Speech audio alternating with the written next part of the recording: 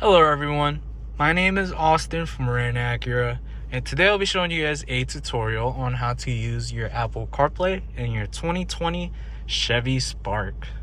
So, in order to access this feature, make sure you first have a Apple wire right here, or charger, and all you have to do is to make sure you connect the USB slot into the hole right there, and connect the other end on your phone. And once you do, it should automatically send you to Apple CarPlay. But if it doesn't, all you have to do, click on the Apple CarPlay logo right here, and it should redirect you into the Apple CarPlay. If you want to get out of Apple CarPlay, all you have to do is click on the home logo right here, and it's going to take you back into the Chevy infotainment system. If you want to call someone, just click on the phone and it's going to give you the contacts on your Apple CarPlay and show you all your audio stuff.